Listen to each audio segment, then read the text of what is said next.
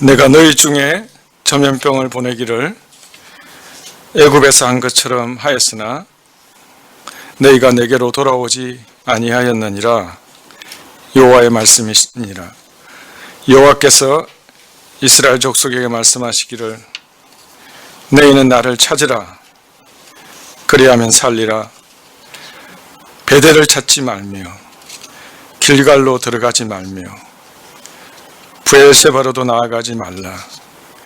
길갈은 반드시 사로잡히겠고 베델은 비참하게 될 것임이라 하셨나니 너희는 여호와를 찾으라.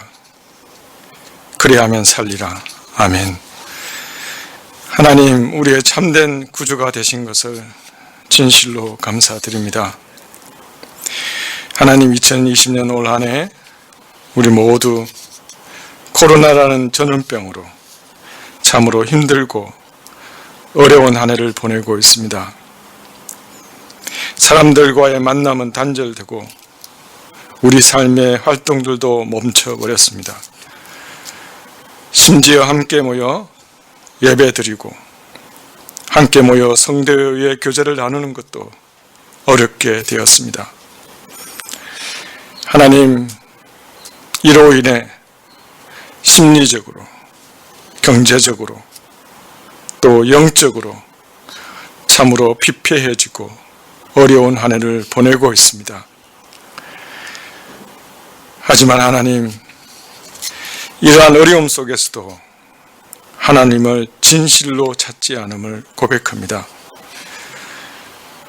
코로나19를 허락하신 하나님의 뜻이 무엇인지를 간절히 찾고 있지 않음을 주님 고백합니다.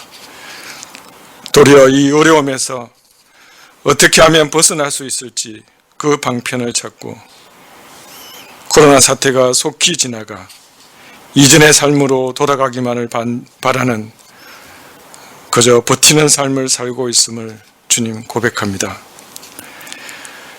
하나님, 입을 열어 주께 간절히 구하오니 2021년 새해에는 우리의 참된 구세주 되신 하나님을 진실로 찾게 하여 주시옵소서. 사람들과의 만남이 단절되고 우리의 삶의 모든 활동이 멈춰버린 이 기회를 하나님을 찾는 기회로 삼을 수 있도록, 하나님 앞에 나아가는 기회로 삼을 수 있도록 하나님 우리에게 은혜를 허락하여 주옵소서.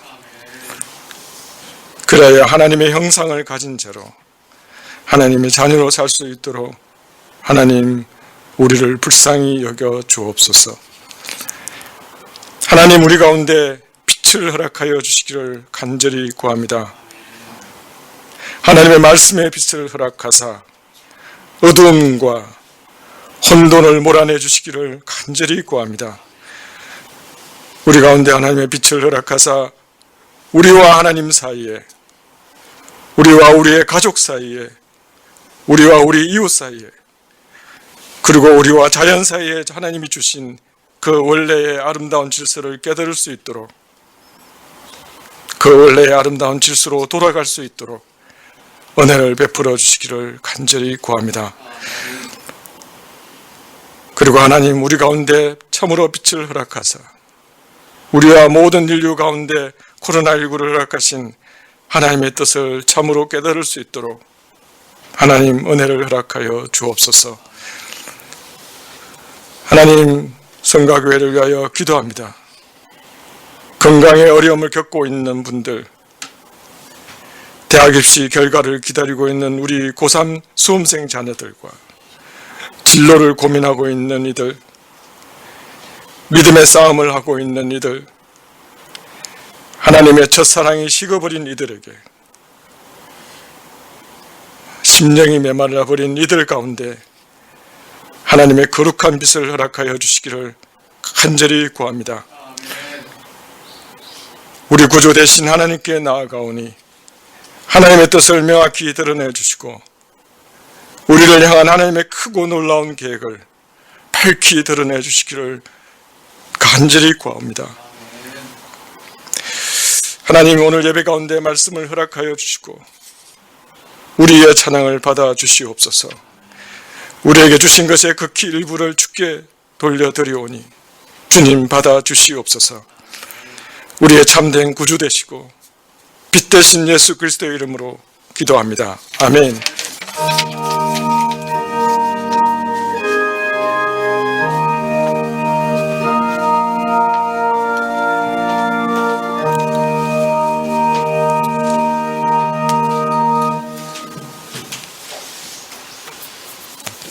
예, 말씀은 베드로전서 2장 11절부터 12절입니다.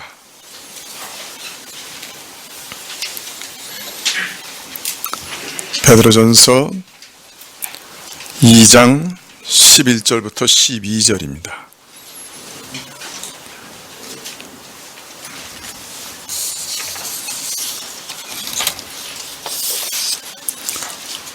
예, 찾으신 줄 알고 봉독해 드리겠습니다.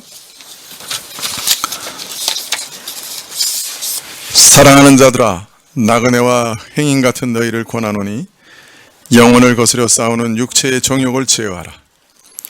너희가 이방인 중에서 행실을 선하게 가져 너희를 악행한다고 비방하는 자들로 하여금 너희 선한 일을 보고 권고하시는 날에 하나님께 영광을 돌리게 하려 함이라.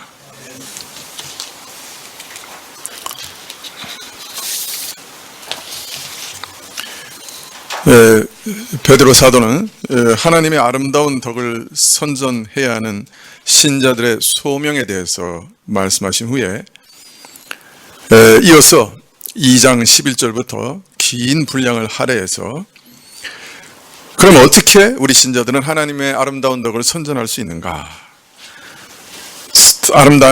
하나님의 아름다운 덕을 선전하기 위해서 구체적으로 우리가 어떻게 행해야 되는가? 이것을 설명하고 계십니다.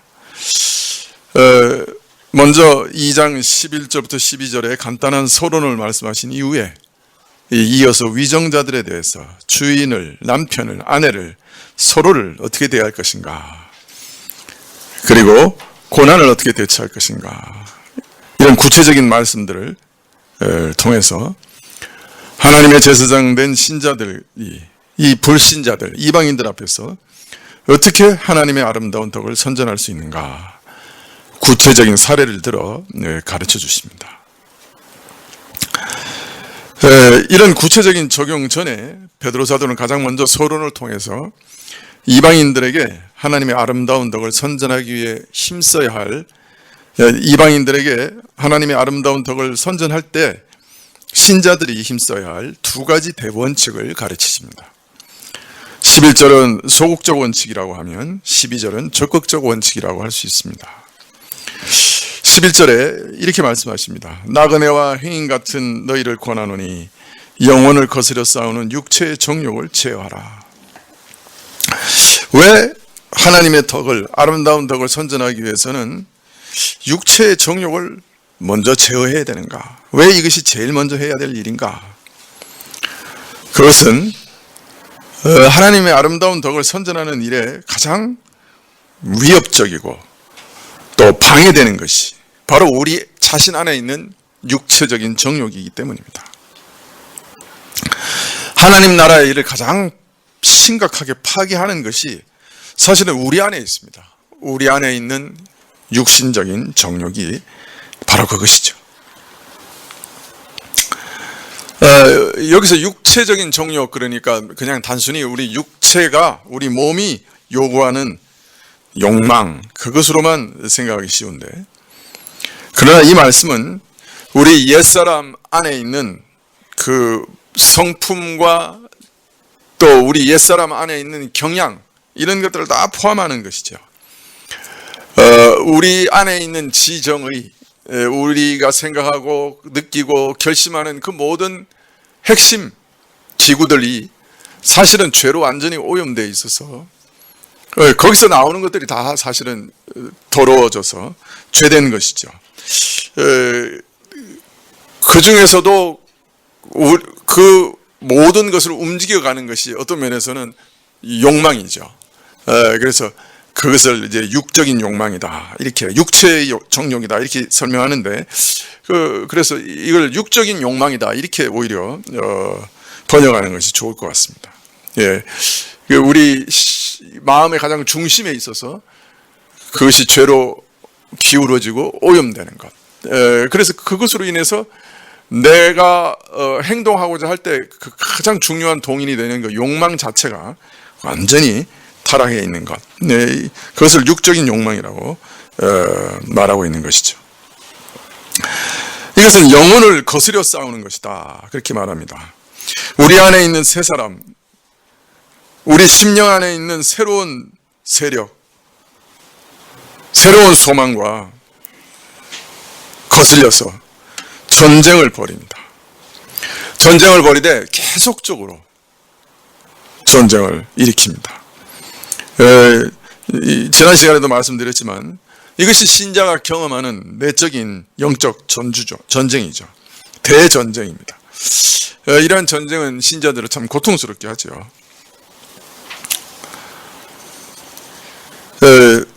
이 육적인 욕심들은 우리 깊은 곳에 가장 핵심적인 부분에 도사리고 있어요.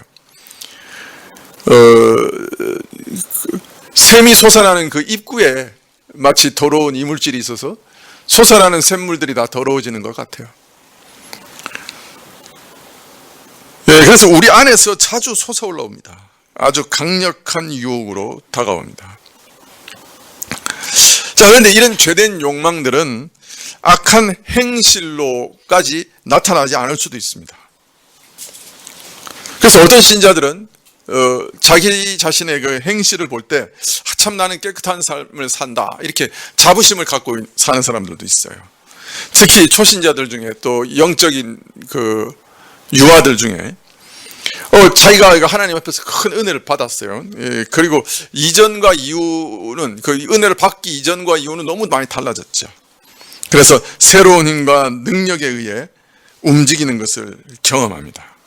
그래서 내가 이제 정말 이렇게 완전히 새로워졌구나, 나는 이제 문제가 없다, 이렇게 확신해서 이 중생한 이 사람은 이제 완전히 이룰 수 있다. 이거 새 사람이다, 그래서 완전히 이룰 수 있다, 죄 지을 염려 없다, 이렇게 가르치는 분들도 있어요. 또 그렇게 생각하는 분들도 있어요.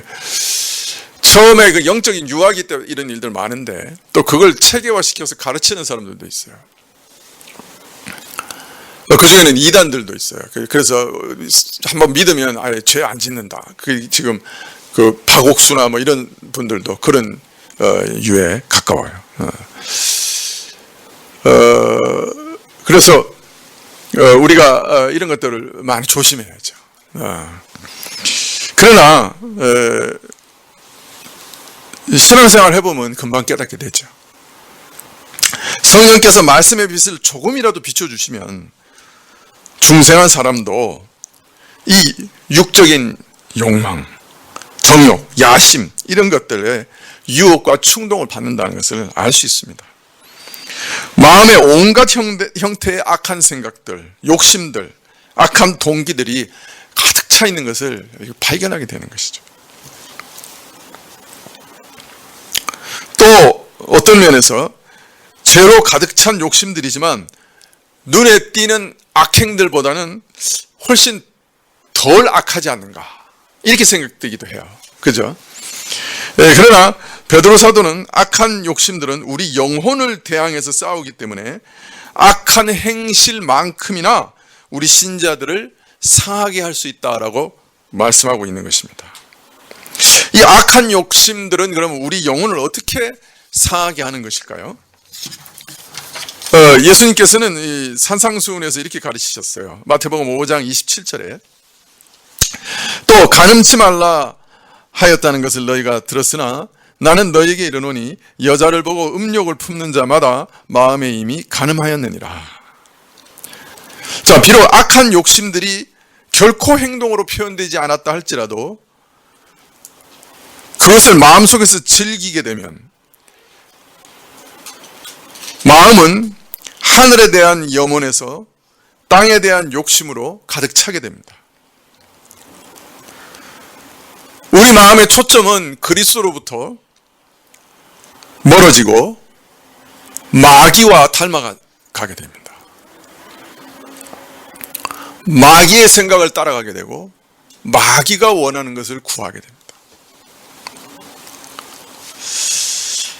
자, 그런데 더 큰 문제는 하나님께서는 행동으로 표현되지 않은 것이지만 신자가 악한 마음을 품었을 때, 예를 들어 음욕을 품었을 때, 욕망대로 행하자고 결정했을 때 벌써 마음으로 범죄했다.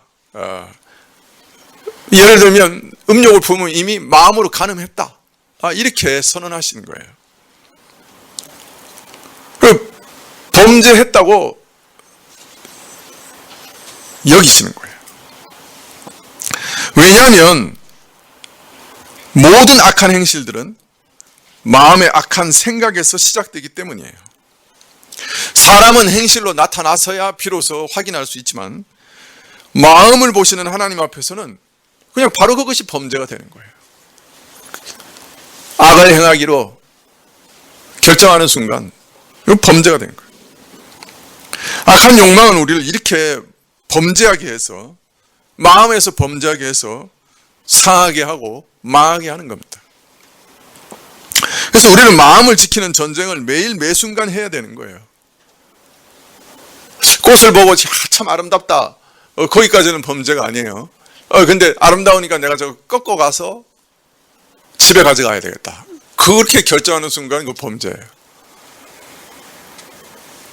어제 재밌는 기사를 많이 읽었는데, 호텔에서 물건을 많이들 훔쳐간대요. 호텔에 묵었던 사람들이 호텔에 타월도 가져가고 심지어는 이불보도 가져가고, 어떤 사람들은 그 무거운 테이블도 훔쳐간대. 근데 제일 많이 훔쳐가는 것 중에 뭐냐? 호텔에 생화로 꽃장식 된 거, 생화 이렇게 꼬지한 거, 그거 많이 훔쳐간대요. 그래서 호텔은 을에 훔쳐가리라 그렇게 생각한답니다. 재밌죠? 꽃을 꺾어서 가져가야겠다 하는 생각하는 순간에 범죄입니다. 꺾어서 가져가지 않아도 마음으로 음행하면 범죄한 거예요. 자, 그런데 이게 참 얼마나 무서운 일입니까? 마음을 제어해야 되는데 그게 쉬운가요? 어렵죠. 참 부패한 욕망이 불쑥불쑥 정말 막 튀어나오지 않아요? 바깥에서 들어오는 죄의 유혹이야 눈을 감고 보지 않을 수 있고 접촉을 끊어버리면 그나마 줄어들기라도 하겠지만, 이 시도 때도 없이 불쑥불쑥 내 안에서, 내 속에서 허락도 없이 덤벼드는 이 죄된 욕망은 어떻게 싸워야 할지 대책이 없어 보이기도 해요.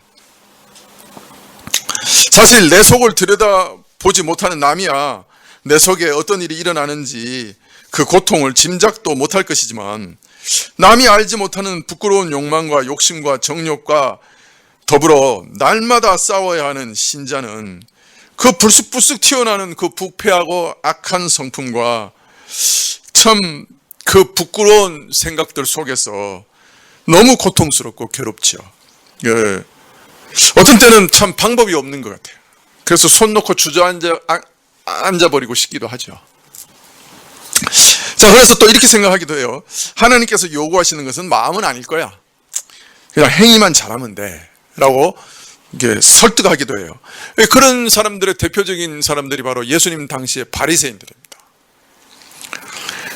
행동만 좀 교정한 후에, 그래서 행위로도 이제 이 정도 선하면 구원 얻을 수 있어 라고 바리새인들 오해했어요. 만일 이들이 마음까지 보시는 하나님 앞에서 악한 마음도 죄가 된다는 것을, 그것도 제거해야 된다는 것을, 그것도 교정해야 된다는 것을 알았다고 하면 아마 기절했을지도 몰라요. 기절하고 주저앉았을 거예요. 예수님께서 이런 기절할 만한 말씀을 하시니 이 사람들 어떻게 했어요? 예수님을 믿고 따르는 대신에 귀를 막고 예수님을 죽여 입을 막아버렸어요. 왜? 할 수 없는 일을 하라고 하니까. 그러면 자신들은 구원 얻을 수 없는 건 너무 분명하게 아니까 마음에서까지 하나님의 율법을 지키라고 그러니까 귀를 막고 예수님을 죽여버렸다. 그러나 이 말씀을 받아들인 사람들은 예수님께로 올 수밖에 없어요. 참 예수님 아니면 저는 소망이 없습니다. 어디 다른 데서 어떻게 구원 얻을 길이 없습니다. 예수님 붙잡을 수밖에 없어요.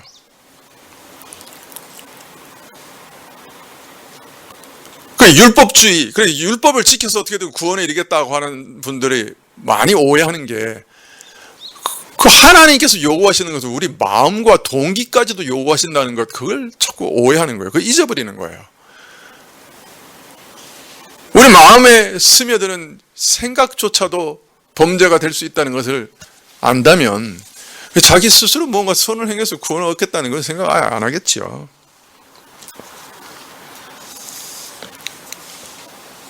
자, 그런데 오늘 베드로 사도는 이제 예수님 믿은 신자들, 은혜를 받아 구원 얻은 신자들은 하나님의 덕을 선전하는 자들로서 가장 먼저 이 마음의 정욕을 제어해야 된다. 매일 솟아오르는 그 부끄러운 것들, 그 제어하고 제거하라, 이렇게 명령하시는 거예요. 아이고야. 자, 신자들은 삶과 행동이 변화되어야 돼요. 그죠? 그래야 하나님의 덕을 이방인들에게, 불신자들에게 선전할 수 있어요. 그런데 신자들의 삶과 행동이 변화되기 위해서 먼저 필요한 게 뭐냐? 그건 내면적인 삶부터 변화되어야 된다는 거예요. 내적인 삶이 먼저 변화되어야 된다는 거예요. 그래야 진실되게 행동과 말도 변화될 수 있다는 거예요. 베드로 사도는 지금 그걸 요구하고 계시는 거예요. 그러나 조금 전에도 말씀드린 것처럼 아차 하는 순간에 이미 죄된 욕망을 따라 살기로 결정하는 게 우리인데, 그리고 이것이 한두 번도 아니고 일평생 계속되는 전쟁인데 그 어떻게 이게 가능하냐고요. 그래서 D.L. 무디가 이렇게 얘기했어요. 나는 내가 알고 있는 어떤 사람들보다도 D.L. 무디로 말미암아 괴롭힘을 당한다. D.L. 무디가 자기가 얘기한 거예요. 원수가 내 안에 있고 가장 무서운 대적이 내 안에 있고 나를 가장 괴롭히는 자가 내 안에 있다. 그 D.L. 무디가 자기 자신 안에 있는 게 가장 큰 원수다, 그렇게 얘기해요. 자, 그런데 오늘 육체의 정욕을 제어하라 이렇게 번역했습니다만은 본래는 멀리하라 이런 말입니다. 멀리하라. 정욕이 없는 건 아니에요. 솟아나도 멀리해. 그거를 결심하고 붙들고 빨고 안고 누리는 거 하지 말고 멀리하라. 여러분, 죄송하지만 코로나 환자가 옆에 있으시면 어떻게 하시겠습니까? 어떻게 하시겠어요? 예? 멀리해. 거리 두기를 해. 예? 코로나 환자가 있으면 거리 두기를 해. 여러분, 우리 안에 있는 그 내면적인 정욕, 내가 막 달콤하게 느끼고 막 좋아하고 사랑하고 그러지만 그렇게 하시면 안 되고요. 거리 두기 하셔야 돼요. 그 코로나 환자하고 똑같아요. 그 코로나 병균하고 똑같은 거예요. 멀리 하셔야 돼요. 멀리. 자, 어떻게 거리 두기를 하느냐? 거리 두기를 하되 어떻게 지속적으로 하느냐?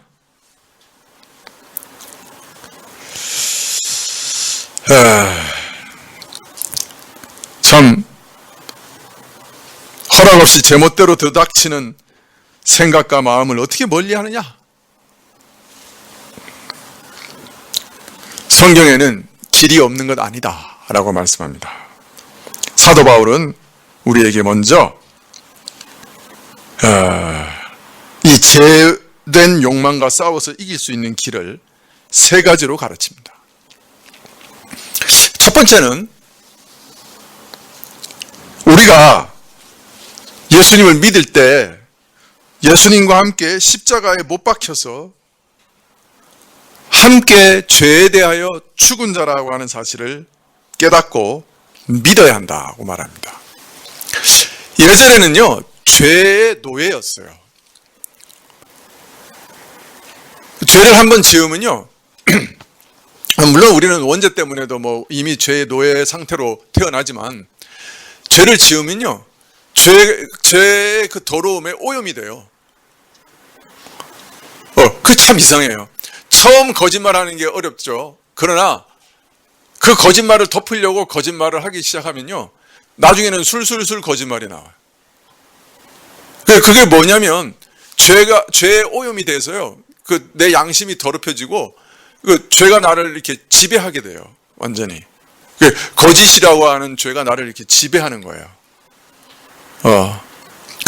회개는요, 그 오염과 지배를 끊어내는 거예요. 사실은 그런 의미도 들어있어요. 그런데 예수 그리스도를 믿을 때 우리가 원래는 죄 아래에서 태어났고 죄의 노예였어요. 그래서 죄가 시키면 그냥 따라가는 거예요. 왜? 내가 그거 너무 좋아하니까, 사랑하니까. 뭐 전쟁 이런 거 없죠. 그냥 죄가 시키면 그걸 위해 사는 거죠. 그래서 죄의 노예였어요. 그런데 우리가 어떤 사람이 됐냐? 예수님 믿는 때 예수님과 함께 십자가에 못 박혀서 이제 그리스도께서 죄를 정죄하고 죽으신 그 일로 인해 이제 죄의 노예에서 완전히 해방됐어요. 사실은. 그래서 이전에는 노예니까 그냥 시키는 대로 해야 돼요. 근데 지금은 노예가 아니에요. 바깥에서 유혹하고 위협할 뿐이에요. 너 내 노예였어 라고 외칠 뿐이에요. 그런데 노예 아니에요. 그러나 해방된 노예라도 옛 주인 보면 어때요? 네? 옛날에 그 흑인이 자기 주인이었던 백인 보면 당당하게 나갈 수 있어요? 아니면 쭈삣거리겠어요? 그죠? 그런 게 아직 남아있는 거죠. 그렇지만 이제 죄의 노예가 아니에요. 죄가 우리 바깥에서 위협하기도 해요. 주인 노릇 하려고 해요, 다시. 그렇지만 주인 아니에요. 그러니까 얼마든지 이길 수 있다고요, 우리가. 그러니까 이 사실을 믿어야 돼요. 나는 이제 죄의 노예가 아니다. 예수님과 함께 죽고 다시 부활해서 이 죄로부터 해방된 자다. 그럼 내가 어떻게 다시 죄로 돌아가겠는가? 똥물에서 건져줬더니 아이고 이런 죽을, 제가 거의 숨 넘어갈 뻔했는데 아유 너무 감사해요. 이런 은혜를 계속 베풀게 하시기 위해서 제가 다시 똥물로 뛰어들겠어요. 이런 사람이 있겠어요? 근데 우리가 똑같아요. 그러고 있는 거예요. 그런데 우리가 그걸 믿음으로 끊어야 돼요. 아니야. 똥물에서 건짐을 받은 자야. 나는 이 죄의 노예에서 건짐을 받았어. 이걸 믿어야 됩니다. 믿는 자는 죄의 노예가 아니에요. 죄의 굴레에서 이제 해방됐어요. 두 번째는 성령을 쫓아갈 때 우리가 죄에서 이길 수가 있어요. 성령께서 우리 안에 오셔서 이 거룩한 영으로 오셔서 우리 마음을 움직이셔요. 내가 결심하는 것 같은데 사실은 성령이 움직이셔요. 성령이 타이르세요. 말씀을 가지고 타이르세요. 참 부드럽게 타이르세요. 이거 참 나 같으면 그냥 확 부러뜨리거나 그냥 코를 확 깨서 그냥 확 끌어서 당길 것 같은데 성령께서 그렇게 안 하세요. 우리를 인격적으로 대우하셔요. 그런데 우리 안에 아주 부드럽게 타이르세요. 그 말씀으로 권고하세요.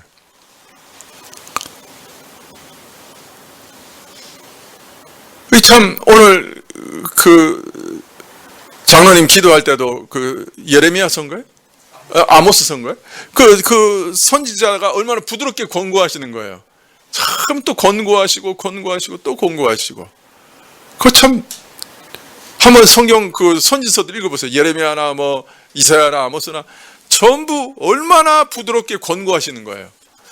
분노하시고 심판하시고 저주하시는 말씀을 할 때도 그러나 소망을 항상 주시고 참 권고하시고 또 권고하시잖아요. 성령께서 말씀을 통해서 우리 마음에 부드럽게 역사하세요. 자꾸 가르치세요. 그래서 이러한 그 성령님의 은혜, 성령이 나를 말씀을 통해 이렇게 인도해 가시고 빛을 비춰주시고 가르치시고 내 마음을 움직여 가시는 그런 은혜를 내가 자꾸 의지해야 돼요. 그것을 쫓아가려고 노력해야 돼요.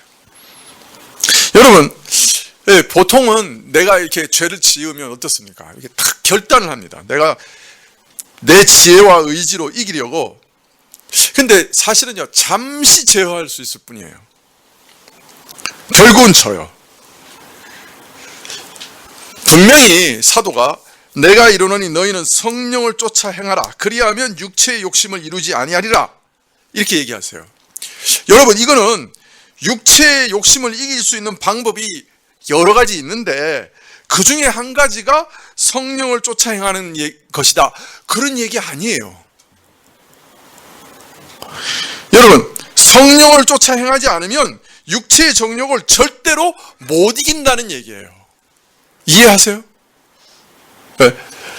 육체의 정욕을 이기려고 하면 성령을 쫓아 행하라는 거예요. 이런 방식 아니면 이길 방식이 없다는 거예요. 그 자꾸 오해하는 거예요. 이게 여러 가지 방식이 있는데 내가 결단도 해도 되고 내가 뭐도 해도 되고 내가 그죠? 뭐 노력하면 되고 그런데 그 중에 성령을 쫓아가면 도움이 된다. 이 말 아니에요, 여러분. 이게 자꾸 오해하는 거예요. 성령을 쫓아 행하지 않으면 불가능하다는 거예요. 현대교회에서 제일 문제는 사람들에게 뭘 행하라고 가르치기는 많이 가르치는데 성령을 쫓아 행하는 것에 대해서는 안 가르쳐요. 사람들이 백전백패요. 그럼 어떻게 해야 돼? 일단 양심이 있는 사람은 정말 매일 신앙의 양심의 가책을 받으면서 내가 이거 신자이긴 하나, 어떻게 이렇게 내가 이렇게 살지 이러고 살고요.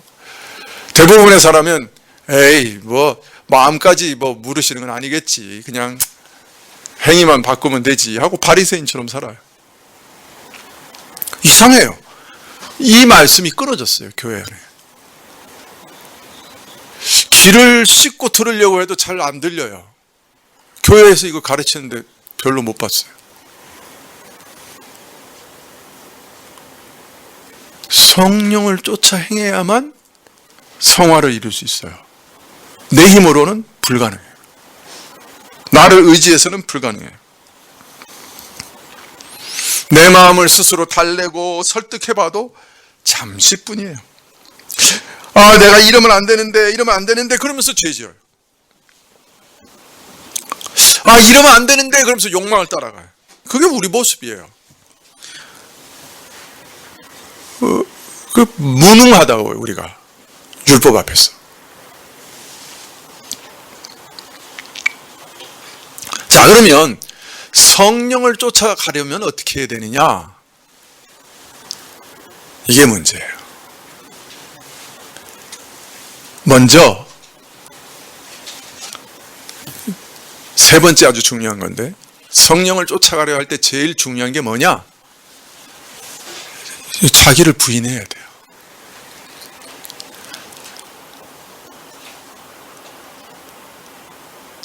비유컨대 그 물에 빠진 사람 건지는 거 본 적 있어요? 그 수상 요원이? 저희 합동신학교 앞에 그 큰 저수지가 하나 있었어요. 근데 그 저수지에 여름이면 그 수상 구조 요원들을 훈련시켰어요. 하루에 4시간, 6시간씩 물속에 넣어놓고 나오지도 못하게 해요. 그 속에서 훈련해요. 근데 재밌는 건요, 한쪽으로만 수영을 해요. 한쪽 손은 놔두고 나중에 한쪽 손은 사람을 끄집어서 이렇게 오는 거예요. 그런데 이 사람이 물에 막 빠져서 막 이러잖아요. 그러면 절대로 그 수상요원이 가까이 안 갑니다. 가까이 가면 어떻게 돼요? 붙잡혀요. 그 사람이 꽉 붙잡아요. 그러면 이 사람도 수영도 못해. 꽉 붙잡으니까. 그러면 붙잡히면 어떻게 하냐면 이 사람이 숨을 크게 들이쉰 다음에 가만히 있어요. 그럼 어떻게 돼? 둘 다 물속으로 빠져요. 그럼 이 사람이 이 사람도 아닌가벼? 그러고 놓는 거예요. 이 사람이 완전히 힘이 빠져가지고 자기가 도저히 허부적거리지도 못할 때 어떤 면에서 수상요원이 가서 끄집어내는 거예요. 성령의 인도하심을 받을 때 정말 중요한 건 뭐냐면요, 내가 해보려고 허부적거리지 않는 거예요. 어떤 면에서 내 결심, 내 설득, 내 용기, 내 의지 안 믿는 거예요. 이거 아주 중요해요. 이 자기 부인이 필요해요. 여기서도. 그래서 철저하게 자기를 믿지 않고 성령 하나님만 다 붙잡는 거예요. 성령 하나님을 의지해야 돼요. 그러면 성령의 인도하심을 따라가는 건 그럼 도대체 어떻게 따라가는 거냐?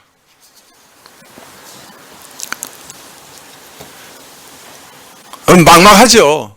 그죠? 막막하죠.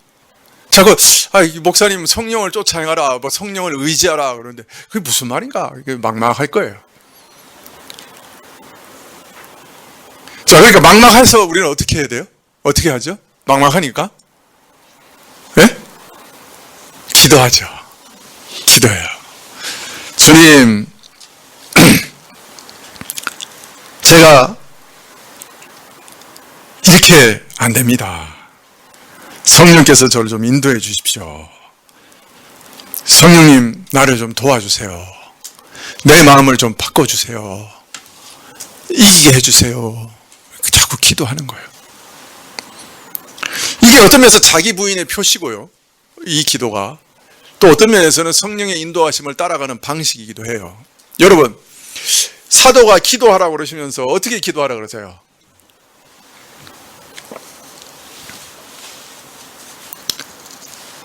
쉬지 말고 기도하라. 그렇게 얘기하세요. 쉬지 말고 기도하라. 여러분, 왜 쉬지 말고 기도하라고 그랬을까요? 무시로 기도해라. 매 순간마다 기도, 항상 기도하라. 왜? 죄의 유혹과 시험과 공격은, 시험은 때를 가리지 않고 아무 때나 끊임없이 들이닥치기 때문에 한순간도 기도를 쉴 수가 없어요. 밖에서 들어오는 것이야 집에 들어와 잠자는 동안에 쉴 수 있을지 모르지만 내 안에서 들어오는 것이 어떻게 쉴 수가 있겠어요? 때를 가리지 않고 달려드니까. 그러니까 매 순간 하나님께 부르짖을 수밖에 없죠. 그래서 사도는 진실되게 기도하라, 마음을 다해서 기도하라.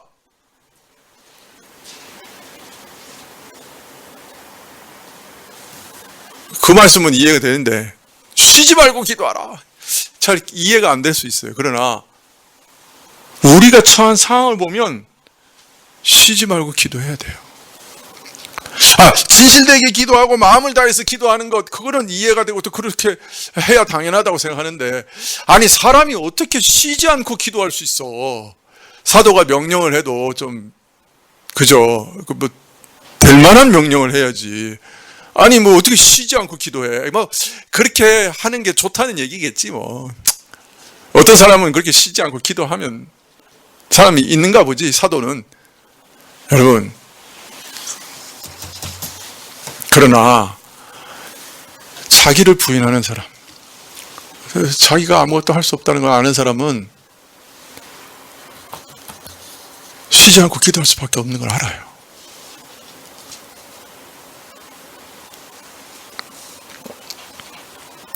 아니, 내가 감당할 수 없는데, 사실 내가 성령의 인도하심을 받는다는 게 뭔지도 모르겠는데 그래서 기도하는 거예요.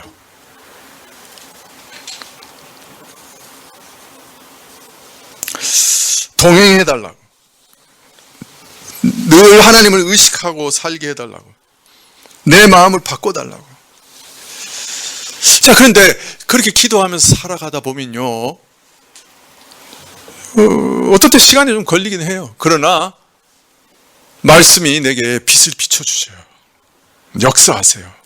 근데 그 말씀이 어떻게 역사하시냐면 내 소망이 바뀌어요. 내 욕망 자체가 바뀌는 거예요.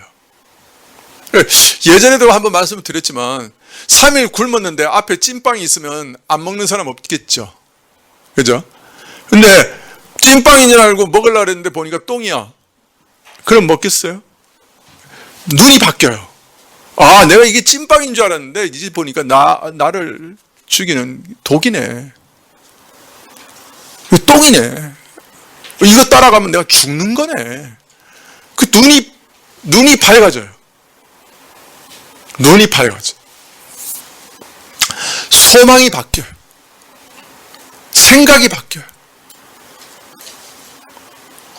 그냥 막 사람들이 돈 때문에 그냥 아둥바둥 하는데 돈보다 더 귀중한 게 있다는 게 막 보이는 거예요.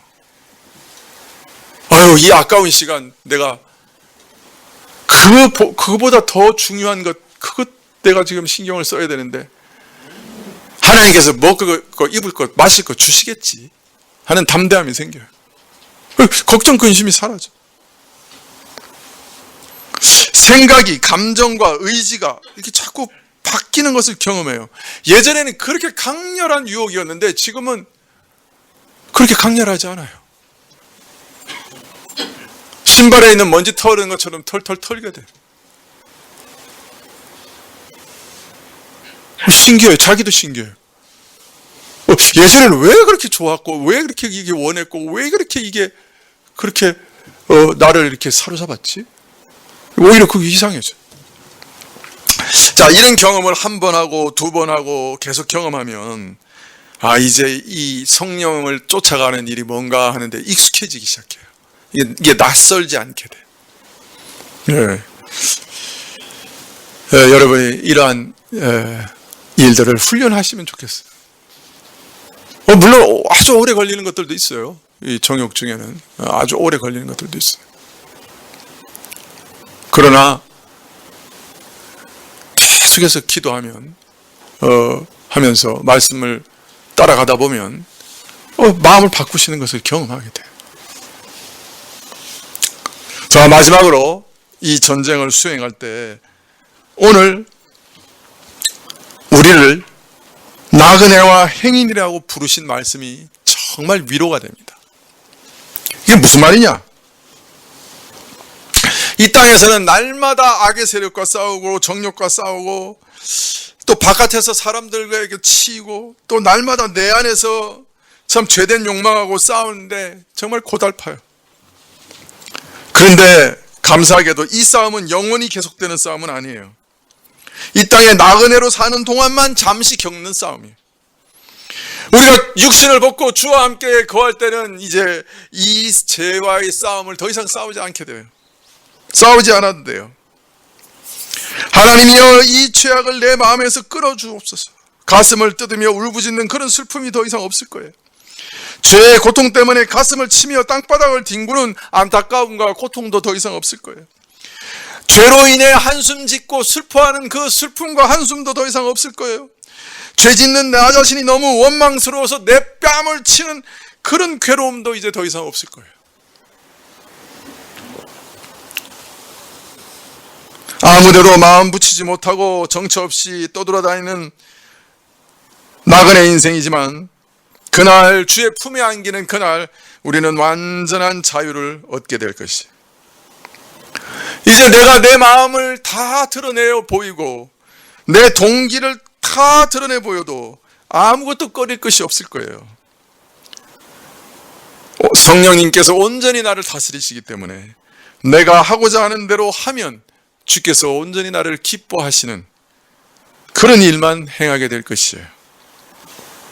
그로 인해 양심의 고통도 없을 것이고 슬픔도 없을 것이고 죄로 인한 찌든 무거움도 없을 것이고 오직 마음에는 기쁨과 평강만이 충만하게 될 것이고 진정한 영적 자유를 누리게 될 것이에요. 그날 누리게 될 것이에요. 그러니 나그네로 행인 같은 삶을 사는 여러분 소망을 가지십시오. 그날이 우리에게는 진정한 행복과 자유의 날이 될 겁니다. 할렐루야. 기도하시겠습니다.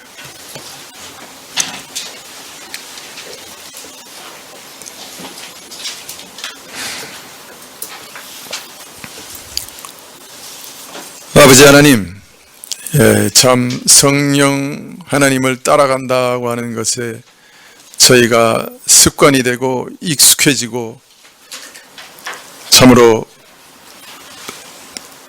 그러한 삶의 경험이 날마다 쌓여가서 성령 하나님의 인도하심을 따라가는 것이 낯설지 않도록 도와주십시오. 자신을 부인하고 성령을 전심으로 의지하며 날마다 순간마다 기도하면서 이 전쟁 수행해 나갈 수 있도록 도와주시옵소서. 소망과 생각을 바꾸어 주시도록 새로운 신선하고 아름답고 선한 소망으로 가득 채워주시도록 기도하게 하옵소서. 그렇게 가다가 마지막 날 주의 영광스러운 빛 앞에서 주와 같이 온전하게 변화되게 하옵소서. 예수님의 이름으로 기도합나이다. 176장 찬송하시겠습니다.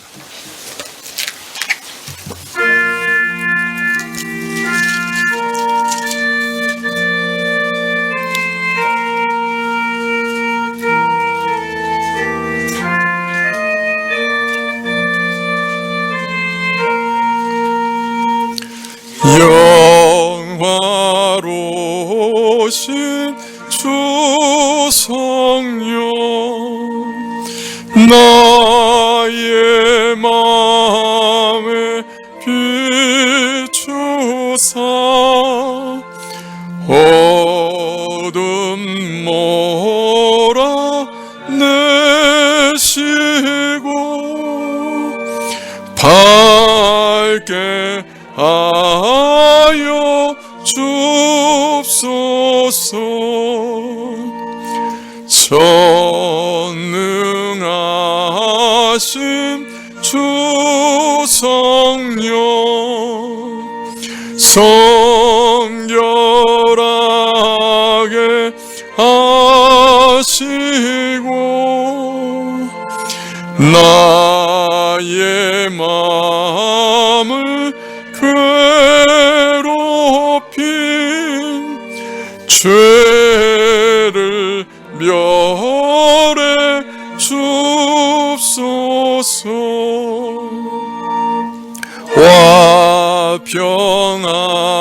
화평하신 주 성령, 슬픈 마음에 오셔서 온갖 괴로움 없애고 기쁜 마음을 주옵소서. 순령하신 주 성령, 나의 마음에 계시사 망령된 일 고치고 홀로 주관합소서.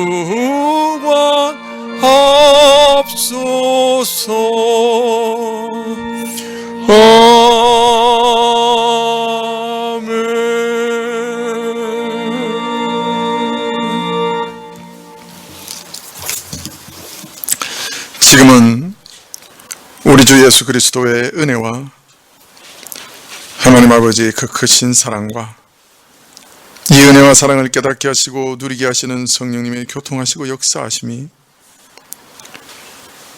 성령의 인도하심을 따라 사는 법을 배우고 또 성령을